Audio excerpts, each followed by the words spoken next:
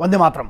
सबसे पहले बात करते हैं आर्टिकल 226 की और आर्टिकल 32 की। ठीक है, एक जिसके अंतर्गत आप सुप्रीम कोर्ट में रिट पिटीशन दायर कर सकते हैं, दूसरा आपका सबसे बड़ा है जो हाई कोर्ट में आप जो भी आपका हाई कोर्ट है, आप उसमें जिस भी राज्य में आप रहते हैं उसके राज्य के हाई कोर्ट में आप 226 में रिट पिटीशन कर सकते हैं। अब बात यह आती है कि शहीद आजम ने क्या कहा था। शहीद आजम भगत सिंह साहब और सभी क्रांतिकारियों ने, जो मेरे यहां पर जिनकी दम पे मैं आगे बात कर पाता हूं, पीछे तो ये है ना, तो बात यह है कि इन सब ने एक बात कही थी कि तेरी गैरत जागे तो तकदीर भी तेरी जागे, छोड़ दे अपने सर को झुकाना तू गैरों के आगे। तेरी गैरत जागे तो तकदीर भी तेरी खुद की तकदीर जागे। किसी के लिए मत लड़ो, अपने लिए तो लड़ोगे ना।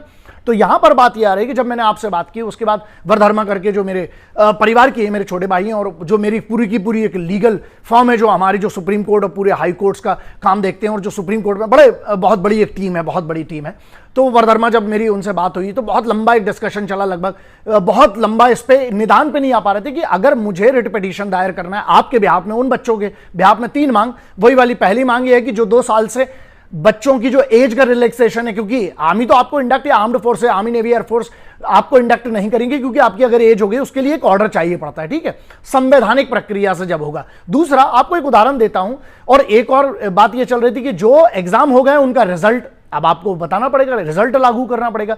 तीसरा एक मैटर जो सबसे बड़ा है वो ये है कि जिन बच्चों का आप अभी जो टूर ऑफ ड्यूटी वाला जितना कंफ्यूजन लोगों को चल रहा है, मैं सीधा सा बता देता हूं, जो भी लोग जिनको अफवाहों के हिसाब पे मत जाना, जिस दिन ऑर्डर आएगा, मीडिया के 2-4 पेजेस पे जो लिखा हुआ है उससे बड़ा यह है कि जब ऑर्डर आ जाएगा ना रक्षा मंत्रालय की तरफ से, जब जो आएगा सबको पता चल जाएगा। यहां मैटर, हाँ वो तो प्रोसेस है ना, मान लो अगर टूर ऑफ ड्यूटी हो गया, ठीक है, टूर ऑफ, मान लो टीओडी लागू हो गया, तो उस 2 प्रोसेस बढ़ जाएंगे आपकी सिलेक्शन की। उसमें आप फौज में तो जा सकते हो, उसमें भी जा सकते हो, तो बहुत सारी चीजें उसमें। देखो ना, मैं एकेडमी चला रहा हूं, ना मैं आपसे फीस मांग रहा, मेरा इसमें डायरेक्ट कोई स्वार्थ नहीं है, मैं क्लियर कर दे रहा हूं इसमें। लेकिन क्योंकि राष्ट्र के उन बच्चों के लिए है जो देशभक्ति के नाम से अपना जीवन यापन करना चाहते हैं और मेहनत करके ऐसे अपनी नौकरी चुनना चाहते हैं जिसमें उनकी देशभक्ति भी होगी और जीवन यापन भी होगा, और उसके बाद उनका सम्मान भी होगा, जैसे फौज की नौकरी कहते हैं।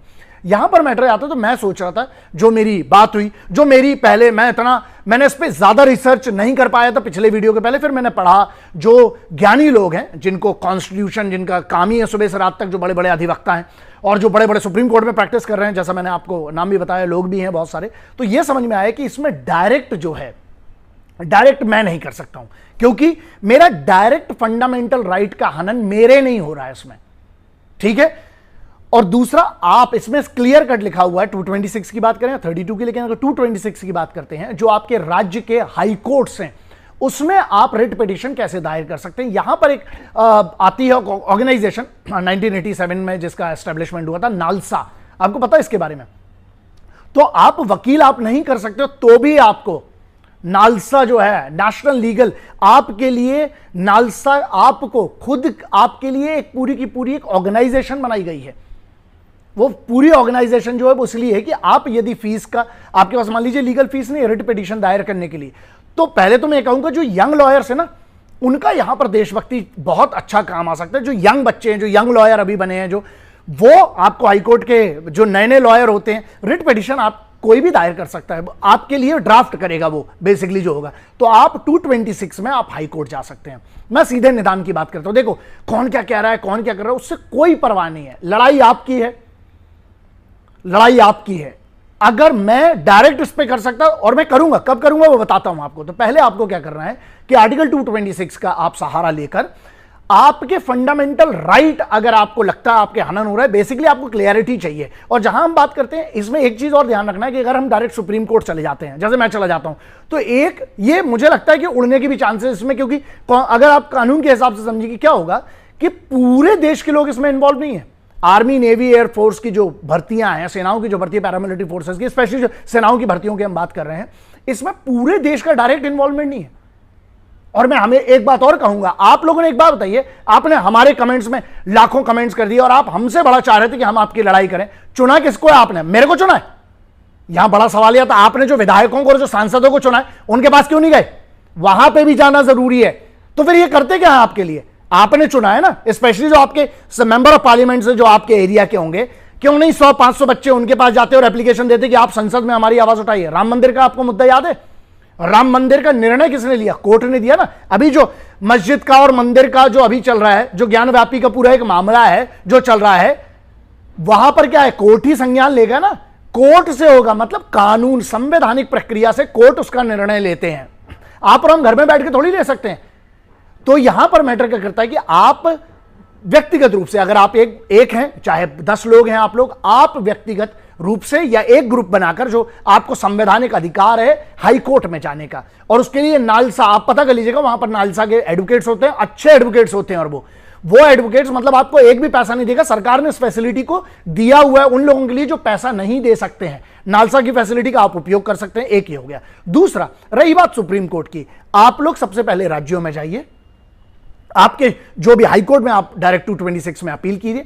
मान लीजिए 226 में आपकी अपील को नहीं माना जाता, या आपकी पिटीशन जो है वो रिजेक्ट कर दी जाती है, उसको नहीं एक्सेप्ट किया जाता है।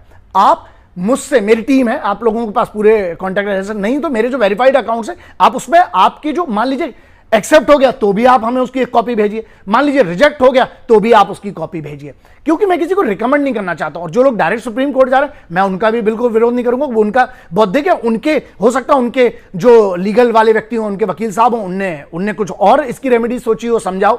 तो मैं ये कहता हूं कि मैं डायरेक्ट सुप्रीम कोर्ट की बात नहीं करता हूं। हां, आप अगर हर राज्यों से आप कोर्ट जाते हैं, मान लीजिए कोर्ट में आपकी उस एप्लीकेशन को रिजेक्ट कर दिया जाता, आप उसकी कॉपी भेजिए। एक्सेप्ट की जाती है तो भी हमारे पास भेजिए। मेरे वेरीफाइड अकाउंट से जिसमें ब्लू टिक लगा हुआ है, आप उसमें मैसेज डायरेक्ट कर सकते हो। सीधे आप एक ड्राइव पे उसको करिए, नहीं होता गूगल ड्राइव समझ लीजिए, एक ड्राइव पे उसकी एक लिंक हो जाएगी, लिंक कॉपी करिए, लिंक आप मुझे भेज दीजिए। फिर मैं क्या करूंगा, फिर मैं अपनी पूरी जो लीगल टीम है हमारी, उसके साथ बैठूंगा और सुप्रीम कोर्ट, मैं आपको बता रहा हूं जून के मिड में मैंने, क्योंकि जहां तक का टाइम दिया था, मैंने पत्र लिखा था महामहिम साहब को, और उसके बाद मैं आज या कल में मैं माननीय जो हमारे सुप्रीम कोर्ट के मुख्य न्यायाधीश साहब है, चीफ जस्टिस ऑफ इंडिया साहब है, उनकी पूरी बेंच, और मुख्य न्यायाधीश साहब को भी मैं आजकल में पत्र लिखने वाला हूं इसी बारे में। तो प्रक्रिया से चलते हैं। आपकी चीज वहां कहां पर लागू होगी? हाई कोर्ट में। हाई कोर्ट में आप जाइए, क्योंकि आपको लग रहा है, आपको लग क्या रहा है, आपके संवैधानिक रहे 3 चीजों पे ही बात करना। फिर से आपको कंटेंट दे देता हूं, जब आपसे किसी से पूछे आपका कंटेंट क्या है। एक, जो परीक्षाएं हो गई हैं उनके रिजल्ट अनाउंस किए जाएं, स्पेशली जो एयरफोर्स का है। दूसरा, जो आर्मी की भर्तियों में जो लड़कों का फिजिकल हो गया है, मेडिकल हो गया, उसके बाद जो उनकी डेट नहीं मिल रही है वो दे दी जाए।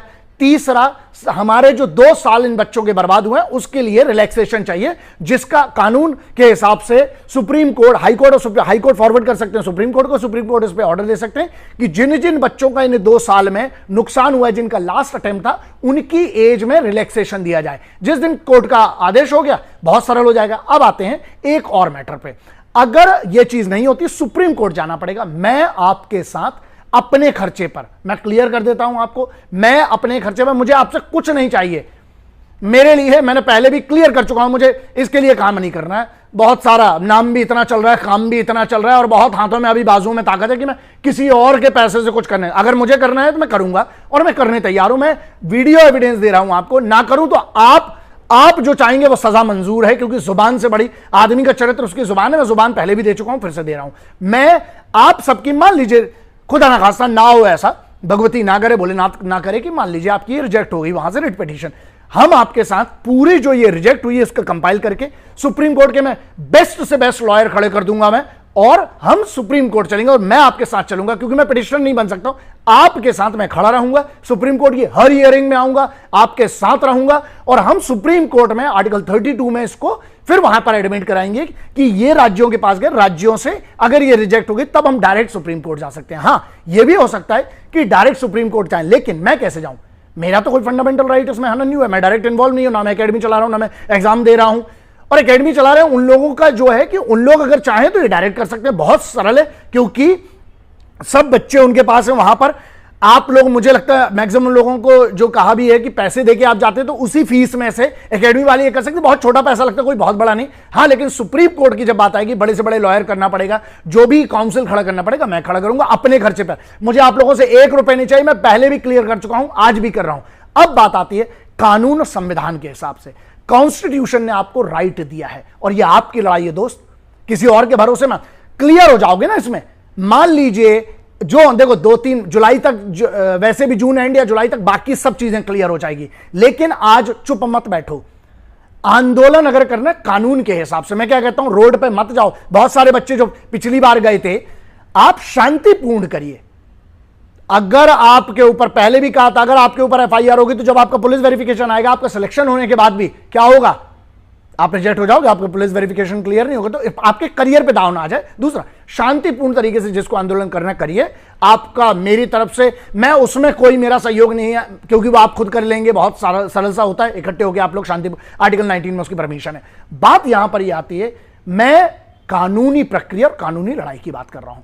सिंपल सा है, अगर आपको जब मेरी जरूरत पड़ेगी, मैं हमेशा था, हूं और आगे भी रहूंगा। और दूसरा मैटर यह है कि आप तुरंत आज के आज, कल के कल जाइए, नालसा का फायदा उठाइए, नालसा का आप बिल्कुल फायदा उठा लीजिए उसमें, क्योंकि अगर आप पैसे नहीं है तो आपके पास वहां पर कोर्ट में खुद वकील आपके लिए है। तो यह है, आप इतना कीजिए। ये मेरा पार्ट 2 था, मैं अभी भी इंतजार कर रहा हूं जो है कुछ। उसमें मैंने क्या कहा था कि आंदोलन से बड़ी क्रांति, और क्रांति क्या है, यहां पे ना गोली चलाने की, पत्थर चलाने की, ये जो लोग बात कर रहे हैं, जो बिल्कुल खिलाफ खड़े होने की बात करेगा कौन यार? खिलाफ जाने से क्या होगा? इसका निदान क्या है? सॉल्यूशन पे बात करो, और मैं सॉल्यूशन की बात कर रहा हूं। हम लोग इसके सॉल्यूशन पे बात करेंगे। आपको समझ में आ गई बात? अब इसमें आगे बढ़ते हैं। मैंने आपको बता दिया कि आप, फिर से रिपीट कर रहा हूं, लंबा, मैं इसको 1.5 मिनट में भी खत्म कर सकता था, लेकिन मैं आपको समझाना चाह रहा हूं। आप कैसे समझिए, आर्टिकल 226 में आप हाई कोर्ट में रिट पिटीशन दायर कर सकते हैं, ठीक है। दूसरा, आपके बिहाफ में कोई नहीं कर सकता, आप खुद करिए। आप जो भी बच्चे तैयारी कर रहे थे उनके साथ जो भी हुआ, आप सीधे सिंपल सी एप्लीकेशन में आपकी वहां पर जिसको अलाउ कर देंगे। दूसरा, सुप्रीम कोर्ट में आर्टिकल 32 में रिट पिटीशन होगी। चूंकि मैं व्यक्तिगत अभी नहीं लगा सकता हूं, और पढ़ूंगा, अगर लगा सकता होगा तो मैंने 15 जून 16-17 जून तक का मैंने एक टाइमलाइन रखा था, क्योंकि मेरा लेटर एक्सपायर होता है उसका 1 महीना, तब मैंने लेटर मार्च में लिख दिया था। और अभी अगर उसका फाइनल जो जवाब जो मैं एक्सपेक्ट कर रहा हूं कि कुछ ऐसा आ जाए कि जहां पर ये एक आश्वासन लीगली लिखित में आ जाए, नहीं आता तो कोई बात नहीं, संवैधानिक प्रक्रिया से हर चीज का निदान होता है। चाहे आप राम मंदिर की बात कर लें, जो हुआ था राम मंदिर का निर्णय, अगर आपको याद हो तो एक वो हो। दूसरा, सबसे इंपॉर्टेंट चीज याद रखना, जितने भारत के बड़े बड़े निर्णय आए वो कहां से आए हैं? कॉन्स्टिट्यूशन से। कानून ने, मतलब कोर्ट ने उसका जजमेंट दिया है। तो ध्यान रखिएगा ये बात, भरोसा रखिए। डिले हो सकता है थोड़ा सा, लेकिन वही है ना, सत्य परेशान हो सकता है, पराजित नहीं।